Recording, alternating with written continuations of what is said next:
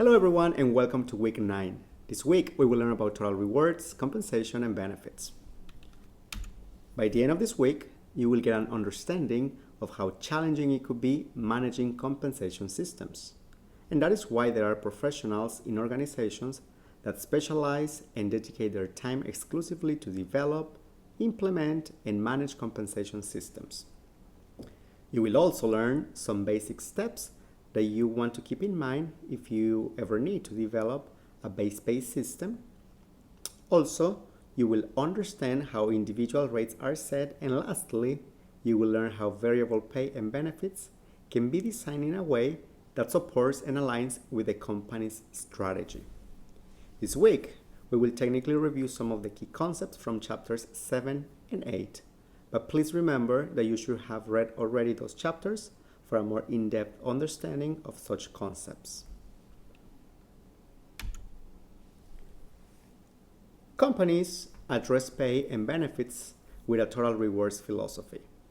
The total rewards package includes all forms of compensation, which are the monetary and non-monetary rewards provided by a company to attract, motivate, and retain employees.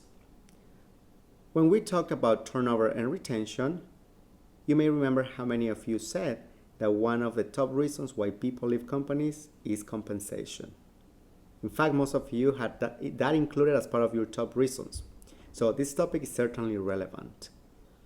Since labor represents such a major cost item to companies, top management and human resources executives work toward aligning total reward systems and components with the objectives of the company. Some of the strategic decisions which guide the design of compensation practices are listed on the screen. Legal compliance with all applicable laws and regulations, cost-effective for the organization, internal and external equity for employees, optimal mix of compensation components, performance enhancement for the organization, and also enhanced recruitment, involvement, and retention of employees. There are different components to total rewards, including tangible and intangible rewards. Tangible rewards can be measured, and it is possible to calculate the monetary value of each reward.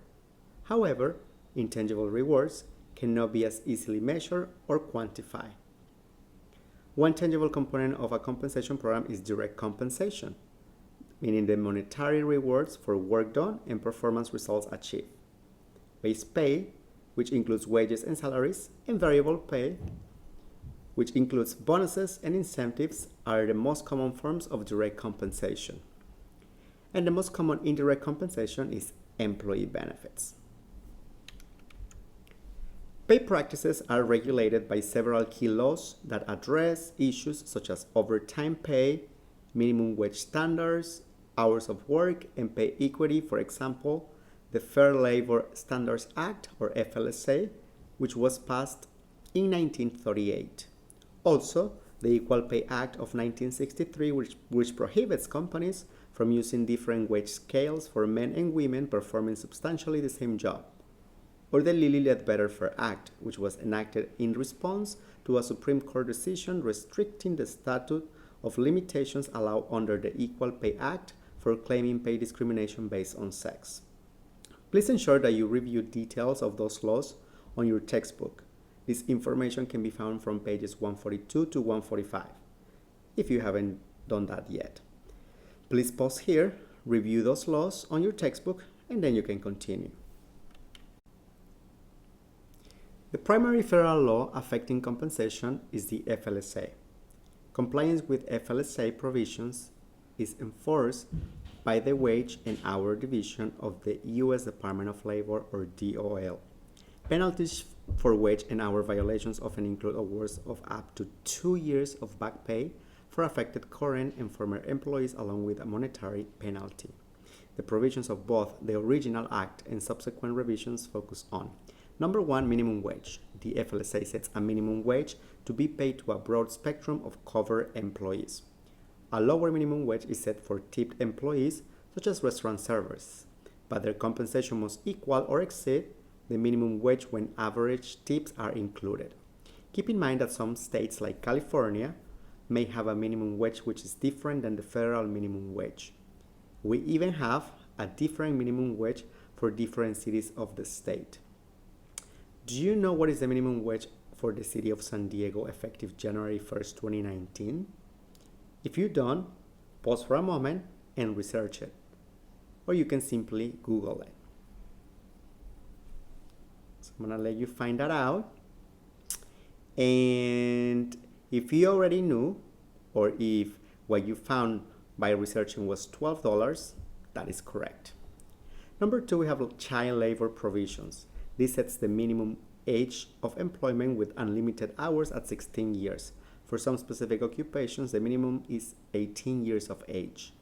Exempt and non-exempt statuses. Exempt employees hold positions for which employers are not required to pay overtime. Non-exempt employees must be paid overtime. Check on page number 143 of your textbook the criteria to determine exempt and non-exempt status under the FLSA. And you have overtime. The FLSA established overtime pay requirements at 1.5 times the regular pay rate for all hours worked over 40 hours in a week, exempt for exempt employees.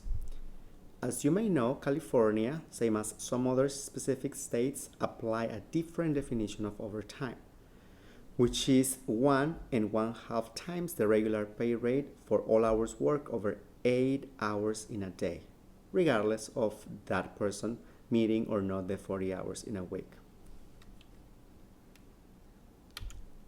Depending on the compensation philosophies, strategies, and approaches used by an organization, many decisions are made that affect the design of the compensation system. Employee satisfaction with the compensation system can be influenced by how the organization manages these issues. Certainly, most people work for monetary rewards, whether they receive base pay or variable pay. The extent to which employees perceive their compensation to be fair often affects their performance and how they view their jobs and their employers. The components of compensation fairness and equity include external equity. If an employer's rewards are not viewed as equitable compared to other organizations, the employer is likely to experience higher turnover, same as difficulties in recruiting qualified and in-demand individuals. Internal equity. This means that employees are compensated fairly with regard to their knowledge, skills, and abilities they use in their jobs, as well as their responsibilities, accomplishments, and job performance. And pay secrecy. Another equity issue concerns the degree of secrecy organizations have regarding their pay systems. Individual pay information may be kept secret in closed systems and may include pay amounts, pay raises, and incentive payouts. Some firms have policies that prohibit employees from discussing their pay with other employees, and violations of these policies can lead to disciplinary action.